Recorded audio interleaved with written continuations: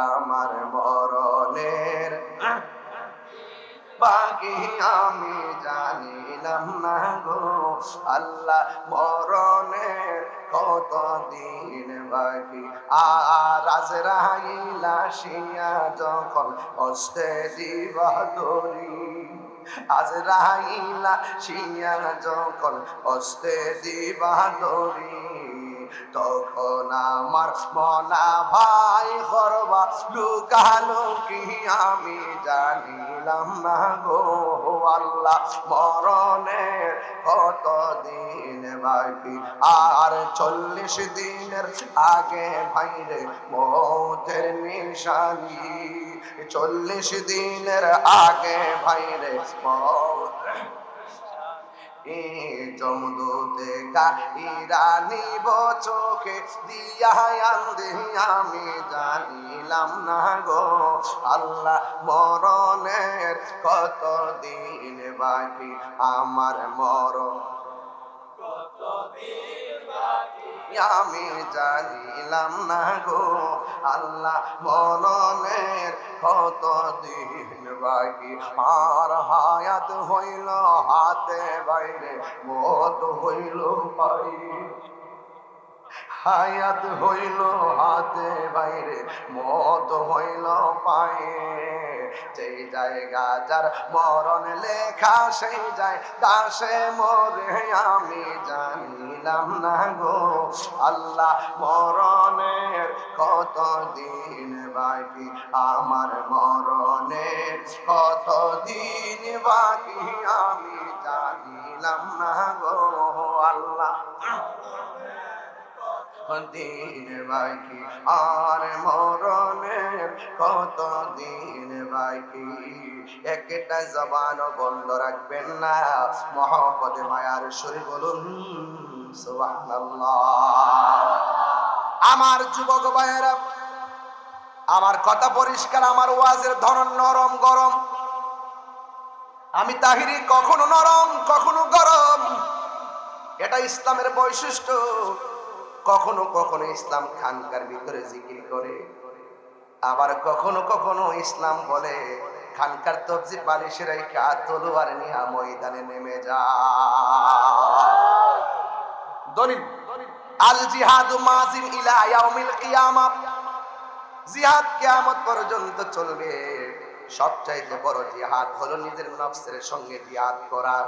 যে ব্যক্তি নিজেকে নিজে চিনতে পেরেছে, সে একজনকে চিনতে পেরেছে, জবানটা কোনে বলুন না তিনি কে। আল্লাহু আকবার, আল্লাহু আকবার। এই জন্য আমার যুবক ভাইরা, নিঃশ্বাসের কোনো বিশ্বাস যেই কোনো মুহূর্তে আজকের মাহফিলটা এমন হতে পারে কাহার জন্য জীবনের শেষ মাহফিল হয়ে যেতে পারে। আল্লাহ রাব্বুল আলামিনের হাবিব বলেছেন, ও উম্মত,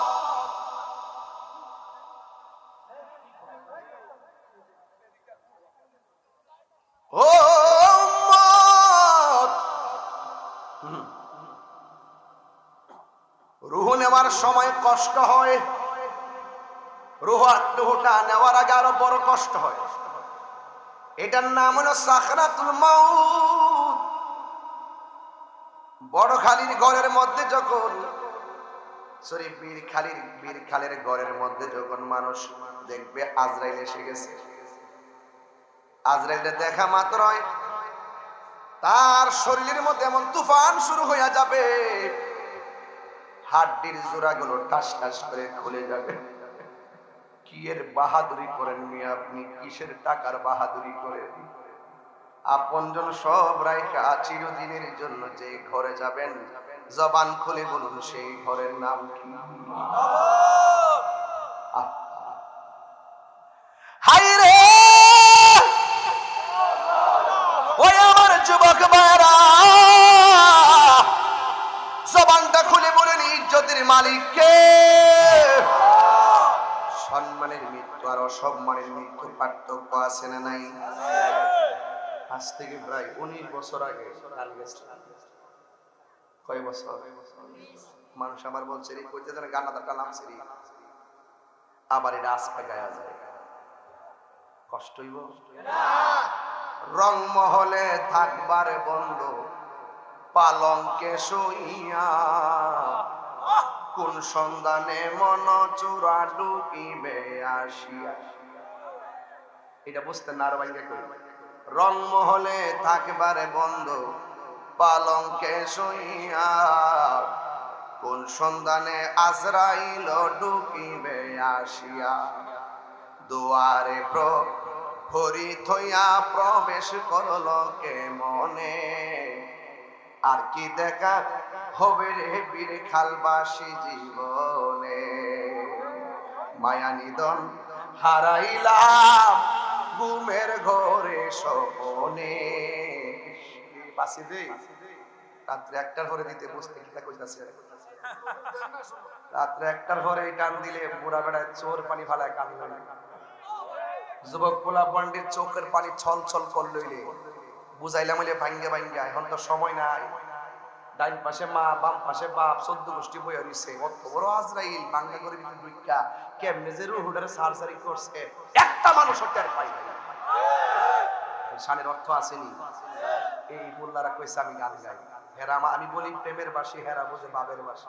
হেরা মনে করে বাপ বপিয়া, আমি বলি প্রেমের বাসি, হেরা মনে বাসি বাসের বাসি। আমি বলি বাবের দেশের কথা, হেরা হেরা চিন্তা করে ববের দেশের কথা। আমি বলি প্রেম দেশের কথা, হেরা বুঝে কাম দেশের কথা। এই তো বেদাটা লাগে গেছে, কথা কোন ঠিক নিও। আমার সাথে কোন মায়া নিদন হারাইলাম ঘুমের ঘরে স্বপ্নে, আর কি দেখা হবে রে বীর খালবাসী জীবনে। একটাই জবান বন্ধ রাখবেন না, মহব্বতে মায়ার সুরে বলুন সুবহানাল্লাহ। এই জন্য আমার যুবক ভাইয়েরা ভয় করবো একজনকে, তিনি কে? আর বড় করে বলি তিনি কে? ও যুবক, সিদ্দিক আকবর। নাম কি বলছেন? আর জোরে বলুন। সিদ্দিক আকবরের পাশে একটা গোলাম ছিল। গোলাম কি ছিল? গোলামের কিছু অংশ সিদ্দিক আকবরকে দিতেন। একদিন ওই গোলাম কিছু খাবার নিয়ে আসছে, খাবারটার হাতের মধ্যে লইয়া সিদ্দিক আকবর খেয়ে ফেললেন। এবার গোলামে ডাক দিয়া কইয়া, আবু বকর, আমি আপনার খাবার দিলাম, জীবনে যত খাবার দিয়েছি, টাকা দিয়েছি, সব সময় আপনি জিজ্ঞাসা করেছেন এই খাবার এবং টাকাগুলো পেলাম কোথায়। আজকে দিগো আমাকে আপনি জিজ্ঞাসা করেন নাই, তার কারণ কি? আবু বকর সিদ্দিক রাদিয়াল্লাহু তাআলা আনহু ডাক দিয়ে বলে, পাগলা রে, কোনদিন তো তোমাকে মিথ্যা বলতে শুনি নাই। আজকে আমার ক্ষুধা লেগেছে বেশি, এই জন্য আমি তোমারে বলি নাই। এবার গোলাম ডাক দিয়ে বলে, আবু বকর, জানেননি এটা কোথায় দিকে আনছি? কয় কোথায় দিকে? আজ থেকে অনেক বছর আগে আমি একটা গীতা পাঠ করছিলাম, মন্ত্র পাঠ করছিলাম। মন্ত্র পাঠ করার পরে তারা আমাকে হাদিয়া দেয় নাই, তারা আমাকে বকশিশ দেয় নাই। আজকে যখন আমি ওই এলাকার দিকে গিয়েছি, যাইয়া দেখলাম ওই এলাকার মধ্যে একটা বিয়ের অনুষ্ঠান চলতেছে। ওই বাড়ির মানুষ আমার ডাক দিয়ে কয়ে, পাগল রে, তুমি যে মন্ত্র পড়ছো, তোমার তো আমরা টাকা দেই নাই, ঠিক আছে আজকে তোমাকে পেয়ে গেলাম, তুমি একটু আমার কাছ থেকে খাবারটা নিয়ে যাও বিনিময় হিসাবে। ওই বাড়ির খাবারটা হিনা আপনাকে খাওয়াইছি। সিদ্দিক আকবর হাতের 2টা আঙ্গুল গলার ভিতরে ঢোকাইয়া দিছে। সুবহানাল্লাহ করে গেলেন। নবীর প্রিয় সাহাবী হযরত, কি কষ্ট পাবে, কষ্ট করে বাজার। ওই অল্প সময় তো আমি যেমনি ফাটাছি এমনি যেতেছি, বুঝেন না? একটার যেমন লাগে আর কি, বুঝেন না? নবীর প্রিয় সাহাবী কি, নবীর প্রিয় সাহাবী কি, ভালোবেসে শুইল পাশে, ভালো যাইয়া দেখো মদিনা, মদিনা, মদিনা, আসে গো মুমিনের ঠিকানা, বলুন মদিনা। 2টা হাত তুলে তো নবী খুশি হইলে দেন না একটা খেলা লাগায়। আজকে একটা খেলা দেখাই দেন না, বীর খেলা ইনশাআল্লাহ। একটা জিকির দিয়ে যাবো সন্ধ্যাবেলায়। আরে সন্ধ্যা হইল ডাক অন্তরে প্রাণ বন্ধুরে, সন্ধ্যা হইল ডাকি দিলে না মোরে, সন্ধ্যা হইল ডাক দিলে না মোরে প্রাণ দয়াল রে, সন্ধ্যা হইল ডাকি দিলে না মোরে। ঠিক কি না বলো? হায়াতের মালিক কে?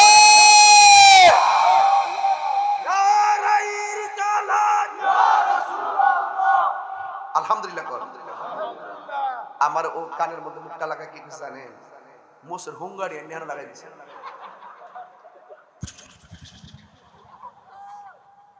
আচ্ছা এটা শান্তি না, নাম বকুল বড়ুরা শান্তির মানুষ কি আমার পর মনে করে? দেখাই দিছে হাই রোড বিশ্ব রোডে। কথা কোন ঠিক না বেঠিক? আগামীর যে কোনো আক্রমণ সুন্নিদের উপরে হলে আমরা টোটাল ঢাকা তো সিলেট পরিষ্কার, এবং ঢাকা তো চট্টগ্রাম ওকে। কারণ চান্দিনের মানুষ নবীকে জীবন দিয়ে ভালোবাসে। কথা বলেন ঠিক কিনা? শুধু আমি না, যে কোনো আলেমের ব্যাপারে যদি কোনো ধরনের কোনো অ্যাকশন হয় আমরা অ্যাকশন নিব ইনশাআল্লাহ। কারণ সুন্নিরা কখনো অন্যায় করে না। কথা বলেন ঠিক কিনা? আমার কইছে হুজুর ভাইজান একটু দয়া করে আমরা যে মাহফিলটা করছি হঠাৎ করে তো এই কয়েকদিন আগে কি সুন্দর সাজাইছে, একটু দেখেন কিছু পান কিনা। যদি আপনারা 1000 টাকা পারেন, 2000 টাকা পারেন, 5000 পারেন, 100 পারেন, আলোচনা চলুক যে আপনারা একটু হাদিয়াটা দেন, 10 টাকা করে দিয়েন বাজার। আমার মনে হয় কি জানেন, হুসাইনা কমিটির লোকের পাঠান। আমার মনে হয় আপনারা যদি মাত্র 100 করে টাকা দেন, মিনিমাম 2 লক্ষ টাকা হবে। একটু দেন না ভাই, আপনারা দেন না কি লাগে? সুন্নিদের উৎসাহ দিবেন, একটা মাদ্রাসা করছে উৎসাহ দিবেন, একটা মাহফিল করলে উৎসাহ দিবেন, একটু জিকির হইতো না ইনশাআল্লাহ। আর আমার আজকে 2টা প্রশ্ন দিছে, এই যে 2টা প্রশ্ন দিছে, 2টা প্রশ্নের উত্তর আমি দিয়া ইনশাআল্লাহ যাবো। মারহাবা কোন? মারহাবা। এটা দেওয়ার দরকার আছে। এরপর দেখবেন বুঝবো যে তাহিরি কি জিনিস। এই যাও, এই লালগিন যাই, তুমি উঠছো কেন?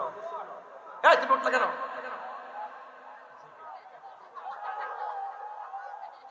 হ্যাঁ হোসাইনি বলামান্ডি কই? যান কেন? দোলাকারী সাহেব উনি মারা গেছেন, দিয়েছেন 200 টাকা। বলে মারহাবা। বাজার যতক্ষণ কথা বলছি প্রেম পাইছেন নি কিছু? বাবা 3 ঘন্টার ওয়াজ 1 ঘন্টা করতারি, আর 1 ঘন্টার ওয়াজ আর 10 মিনিটের করতারি। সবচেয়ে বড় কথা হলো প্রেম। সবচেয়ে বড় কি? প্রেম। প্রেম আছে বলে পৃথিবী এত সুন্দর। বলেন মারহাবা। সবাই করেন আন দাও আন দাও আন দাও আন দাও আন দাও আন দাও আন দাও Allah, Allah, Allah, Allah, Allah, Allah, Allah, Allah, Allah, আমি বড় একা, সঙ্গে নাই মোর সংখ্যা, মুর্শিদ কইরা আমি অন্তর হইছে গোপনে কিঞ্চিত লেখা, গোপনে কিঞ্চিত লেখা, বাসিতাম সাগরে কাহাল কিংসা যাইলাম কনজ যতন করিয়া, আমি কাহাল কিংসা যাইলাম কনজ যতন করিয়া, আহলান আইলান গো মুর্শিদ আমার ভাঙ্গা গোবরে, আমি কাহাল কিংসা যাইলাম কনজ যতন করিয়া, আমি বড় একা, সঙ্গে নাই মোর সংখ্যা, মুর্শিদ কইরা তাহিরি অন্তর হইছে কালা গো, অন্তর হইছে কালো, বিরদেশে কাহাইয়া এই জলিয়া, মুর্শিদে মে পয়রা পয়রা অন্তর হইছে কালো, আমি সারে ভালোবাসি, আমি সারে ভালোবাসি, বসে সে সাহি না পিরে আমি কাল্লা কি সাজাইলাম কোন যতন করে আমি কাল্লা কি সাজাইলাম কোন যতন করে তুমি আমার আপন তুমি আমার সবুজ তুমি সারা লাইগো আমার এই জননে আপন মায়া যদি লাগে তোমার মায়া যদি লাগে গো তোমার রাইগো মায়ার নজরে আমি কাল্লা কি সাজাইলাম গঞ্জ এ যতন করাইয়া আমি কাল্লা কি সাজাইলাম গঞ্জ এ যতন করাইয়া হিয়াইলা না রে প্রাণের মুর্শিদ এ দয়াল রে হে হিয়াইলা না রে প্রাণের মুর্শিদ হিয়াইলা না রে প্রাণের মুর্শিদ আমার ভাঙ্গা গোরে আমি কাল্লা কি সাজাইলাম গঞ্জ এ যতন করাইয়া তোমার না দেখলে আমার গরে রই না মনে গো তুই আমার জীবন রে মুর্শিদ তুই আমার আর জীবন আল্লাহ গো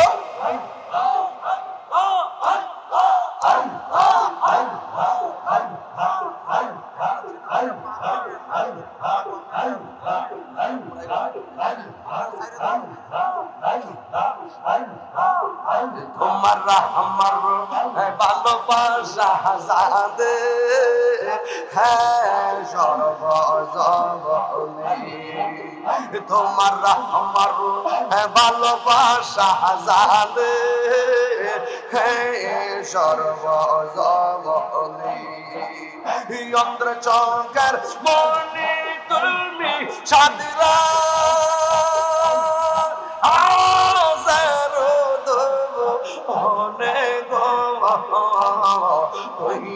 আমার যে বনে রে দয়াল তুম হইয়া আর যে বল আমার প্রাণের মুর্শিদ বাবা গে আমার যুবক মারহাবা কোন গেলে জিকির করলাম কার আর জোরে কোন কার ও বন্ধুরে আবু বকরের কথা মনে আসেনি জোরে কোন মনে আসেনি এক কালেকশন হইছিল আপনার কষ্ট নিন ওই কালেকশনের কারণে একটু জিকির করলাম আর ঠিক আছে কষ্ট হইছে আপনার নাকি কষ্ট হইছে নাকি আবার মানে সিদ্দিক আকবর বলেন কোথায় থেকে খাবার আনছো মনে আসেনি যাই দেখে আপনি তো খাই দেন যে খবর লয়েন প্রত্যেক আনছে গামলা বড়ার আগে খবর লই দরকার দরকার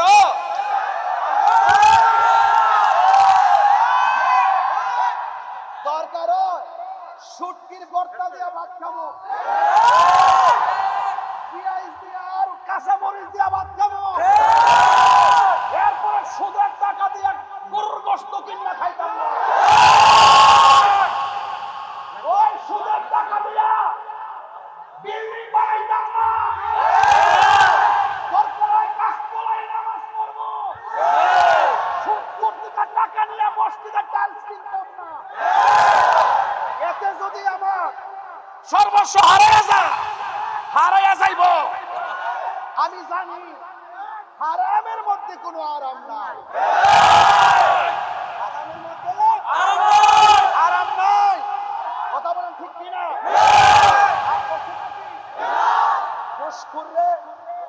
মুশকুর আসেনি রে আছে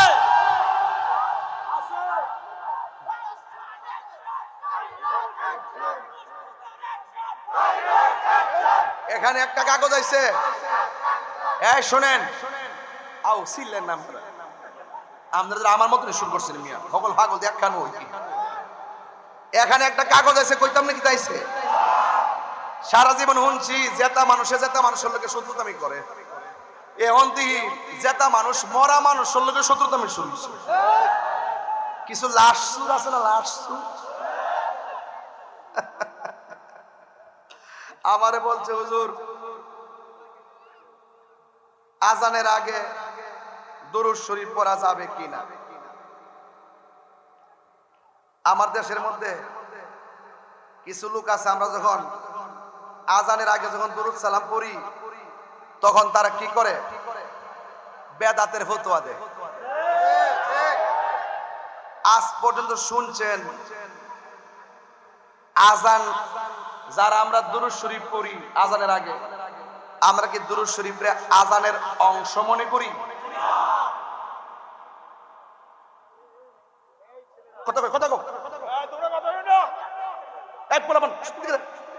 মুরব্বীর পিছিয়ে দাঁড়া রয়েছে,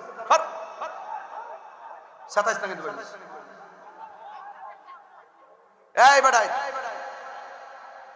কোন সুন্নি মসজিদে যখন আজানের আগে আসসালাতু ওয়াসসালামু আলাইকা ইয়া রাসূলুল্লাহ পড়ে, এটারে কি আজানের অংশ মনে করে পড়ে?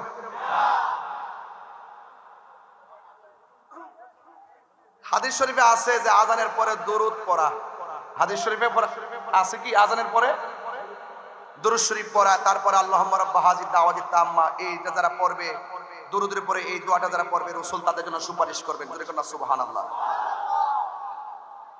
তো এখন যারা বলে আজানের আগে দুরূদ ও সালাম পড়া বেদাত, আজানের পরে দুরূদ শরীফ পড়া হারাম, আজানের আগে দুরূদ শরীফ পড়া নিষেধ, এই কথা যারা বলে তাদের কাছে আমার প্রশ্ন, আপনারা বলুন কয় জায়গায় দুরূদ পড়া নিষেধ? এক নম্বর দেখেন, আমি ব্যাখ্যা করে রাখছি। এক নম্বর, স্বামী স্ত্রীর মিলনের সময় দুরূদ শরীফ পড়া যাবে না। দুই নম্বর, পেশাব পায়খানার সময়। কোন ফাউদে ঢুকি বাইরে, কোন ফাউ, সেখানে দোয়া আছে, ঢোকার দোয়া, আল্লাহুম্মা ইন্নী আউযু বিকা মিনাল খুবুসি ওয়াল খাবাস। যাই হোক, এত লম্বা করতাম না, সময় অল্প। সেখানে আপনি দোয়া পড়বেন, কিন্তু এখানে দুরূদ শরীফ পড়া যাবে, এটা হাদিসে নিষেধ। তিন নম্বর হলো হাসি দেওয়ার পরে, আমরা যখন হাসি দেই, হাসি দেওয়ার পরে কি পড়ি, এখানে দুরূদ শরীফ পড়া যাবে না। চার নম্বর, প্রাণী জবাই করার সময় দুরূদ শরীফ পড়া যাবে না। কি বলে জবাই করি? পাঁচ নম্বর, কোরআন তেলাওয়াতের মাঝে যদি নবী পাক সাল্লাল্লাহু আলাইহি ওয়াসাল্লামের নাম আসে তখন সেখানে আপনি দুরূদ শরীফ পড়বেন না। যেমন ওয়ামা মুহাম্মাদুন ইল্লা রাসূল, এখানে যদি নামাজের মধ্যে যায় পড়েন ওয়ামা মুহাম্মাদুন সাল্লাল্লাহু আলাইহি ওয়াসাল্লাম, এটা কি হয়ে যায়, আয়াত বৃদ্ধি পায় এবং আল্লাহ পাকের কালামের মানে বিপরীতে যায়, এই জন্য সেটা পড়া যাবে না। তাহলে আমি আপনাকে বললাম কয়টা, একটা, দুইটা, তিনটা, চারটা, পাঁচটা। কয়টা? পাঁচটা। এই পাঁচ জায়গা দুরূদ পড়া নিষেধ, সুস্পষ্ট নস দ্বারা প্রমাণিত। কথা কোন ঠিক কিনা? যেহেতু এই পাঁচটা জায়গায় দুরূদ শরীফ পড়ার সুস্পষ্ট নস দ্বারা প্রমাণিত, দলিলের মাধ্যমে প্রমাণিত, এছাড়া যত জায়গায় আছে প্রত্যেকটা জায়গায় দুরূদ শরীফ পড়া যেহেতু হারাম না, আজানের আগে দুরূদ শরীফ পড়া যেহেতু এই দলিলের মাধ্যমে নিষেধ না, হারাম না, নাজায়েজ না, সুতরাং এবং দুরূদ শরীফ পড়া যে জায়গা নিষেধ, এই জায়গার ভিতরে যেহেতু আজানের আগে দুরূদ ও সালাম পড়া নিষেধ উল্লেখ নাই, সেই ক্ষেত্রে যেখানে নিষেধ থাকে না, যে কোনো বিষয় যদি সুস্পষ্ট হারাম না থাকে, নিষেধ না থাকে, সেটাই পালন করা বৈধ, জায়েজ। পরিষ্কার নাকি? এরপর ঠেলাঠেলি করবেন, এরপর ঠেলাঠেলি করবেন, ঠেলাঠেলি করলে বইয়ের সামনে সাথে এক।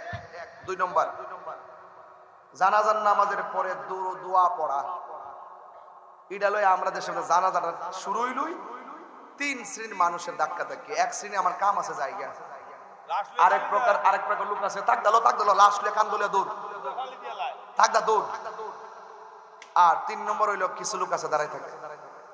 আমার প্রশ্ন, জানাজার আগে জানাজার আগে দোয়া করা জায়েজ আছে কিনা? আমার দেশে কিছু লোক আছেন যারা উলামায়ে কেরাম কিছু আছেন, তারা বলে জানাজার নামাজটাই দোয়া। ওরা কি বলে? জানাজার নামাজটাই কি দোয়া। এই যে একটা কথা বলে, এই কথাটা গলত, এই কথাটা বলা যাবে না। জানাজার নামাজটার মধ্যে দোয়া আছে এটা বলা যেতে পারে, কিন্তু জানাজার নামাজটা পড়ছে এইটা টোটাল প্যাকেজটাই দোয়া, এইগুলো বলে চালিয়ে দেওয়াটা এটা সত্যকে আড়াল করার নামান্তর। আপনি যদি বলেন যে জানাজার নামাজটা দোয়া, তাইলে আমি আপনাকে প্রশ্ন করি, জানাজার নামাজের 4 তাকবীর, উত্তর দিকে ফিরে দিবে 1 তাকবীর, দক্ষিণ দিকে ফিরে দিবে আরেক তাকবীর, পূর্ব দিকে দিবে আরেক তাকবীর, পশ্চিম দিকে দিবে আরেক তাকবীর, নামাজ হইব না? এক। দেখেন, যারা বলে নামাজটাই দোয়া, আর আমি বলবো জানাজার নামাজটা দোয়া না, এটা নামাজ। এটা কি সালাত? তো নিয়তটা পড়লে কিছু বুঝবেন। নিয়তটা হইল নাবাইতু আন ওয়া আদিয়া লিল্লাহি তাআলা আরবাআ তাকবীরাতি দুআইল জানাজাত। কিসে বল? তাহলে কি হবে? সলাতিস জুহরে, সলাতিল ফাজরে, সলাতিস জুহরে, সলাতিল আসরে, সলাতিল মাগরিব, সলাতিল ইশা, সলাতিল আওয়াবিন, সলাতিল তাহাজ্জুদ, সলাতিল ইশরাক, সলাতিল জুমা, সলাতিল জানাজা। 5 ওয়াক্ত নামাজ, তবে সলাতিল জানাজা, সলাতিল জুমা, সলাতিল আওয়াবিন, সলাতিল তাহাজ্জুদ, সবই তো সলাত সলাত সলাত। জানাজা নামাজ হয় সেইটা দোয়া করতে লেগে, তাহলে বোঝা গেল ডাল মে কুছ কালা হ্যায়। অনর্থক ফাও চিন্তা চেতনার দ্বারা কেন সহজ সরল মানুষের মধ্যে বিভেদ লাগান? এগুলো কি বিভেদের বিষয়? আপনার ভালো না লাগলে আপনি জান যান, যার ভালো লাগে পড়বে। এটা তো ফরজ ওয়াজিব না তো যে দোয়া পড়তেই হইব, দোয়া করতেই হইব নাকি? এটা ফরজ ওয়াজিব। আপনি যখন বলবেন যে এটা জায়েজ না, এটা হারাম, তখন আমি বলবো যে সেখানে অযথা একটা বৈধ পদ্ধতিকে হারাম বলে চালিয়ে দিলে সেখানে এটা করা এবং সেটা কায়েম করা ফরজ হয়ে যায়। কায়েম করা মুস্তাহাব, করলে সওয়াব আছে, না করলে গুনাহ নাই। যদি কেউ বলে করা যাবে না, ওই জায়গার মধ্যে মুস্তাহাবকে প্রতিষ্ঠা করার জন্য কায়েম করা ফরজ। বুঝেন কিছু? বুঝবেন মুস্তাহাব শরীয়তের দলিল, মুবারাও শরীয়তের দলিল। কথা বলেন ঠিক না বে ঠিক? আপনি ঠেলবেন না। তাহলে বোঝা গেল জানাজা নামাজটা কি দোয়া না নামাজ? জানাজা নামাজটা আল্লাহু আকবার, আল্লাহু আকবার, আল্লাহু আকবার। নামাজ হইব কোন দিকে ফিরতিব? ফজরের নামাজ কোন দিকে? পশ্চিম দিকে। কিবলার দিকে, পশ্চিম দিকে পশ্চিম দিকে। যারা কাবার পূর্বে আছে এরা কোন দিকে পড়ে? পশ্চিমে। যারা উত্তর আছে আর কাবার উত্তর আছে এরা কোন দিকে? দক্ষিণ দিকে। যারা কাবার দক্ষিণ আছে এরা কোন দিকে? কিবলার দিকে। ওয়াজ বুঝছ না? ওটা ঠেলা মারে বুঝবা কিবলার দিকে। সুবহানাল্লাহ কোন দিকে? জোহর নামাজ কোন দিকে? জোহরের নামাজ, আসরের নামাজ, মাগরিবের নামাজ, এশারের নামাজ, তারাবির নামাজ, জুমার নামাজ, জানাজার নামাজ। জানাজার নামাজটা মূলত নামাজ, এই জন্য অন্যদিকে ফিরে পড়লে হবে না। এটা নামাজ দিকটাই কিবলার দিকে ফিরা ফরজ লাগে। দোয়ার জন্য দিক শর্ত না, নামাজের জন্য দিক শর্ত। এরপরে কি ঠালাঠালি করবেন? ধাক্কাতে কি করবেন? বালানো লাগলে জানগা। এরপরে পেশকার শরীফ কিতাবুল জানায়েজের মধ্যে আসছে, আমরা দলিলের মাধ্যমে পড়ি, চাপাবাজি করি না। মেশকাত শরীফ কিতাবুল জানায়েজের মধ্যে আসছে, ইজা সাল্লাইতুম আলাল মাইয়িতি ফাখলিসু লাহু দুআ। আল্লাহ বলছেন, নবীজি বলছেন, যখন তোমরা জানাজার নামাজ পড়ে ফেলো তখন মাইয়িতের জন্য খালেস ভাবে দোয়া করো। ইজা সাল্লাইতুম আলাল মাইয়িতি ফাখলিসু, শর্ত এবং জাযা, শর্ত এবং জাযা এটা সাথে সাথে হয়। ইনতু কুরিমুনি উকুরিমুকা, তুমি যদি আমাকে সম্মান করো আমি তোমাকে সম্মান করব। যখন তোমরা নামাজ পড়ে ফেলো তখন তোমরা কি করো? মাইয়িতের জন্য দোয়া করো। এই জন্য একটা মানুষ মারা যাওয়ার পরে 3টা অবস্থা। একটা হলো জানাজার আগে দোয়া করা জায়েজ, জানাজার পরে দোয়া করা জায়েজ, দাফন করার পরে দোয়া করা জায়েজ, এবং 1 মাস পরেও জায়েজ, 10 বছর পরেও জায়েজ, জিন্দা থাকলেও জায়েজ, মরে গেলে গাও জায়েজ। তাহলে উদউনি আস্তাজিব লাকুম, তোমরা আমার ডাকো আমি তোমাদের ডাকে সাড়া দিব।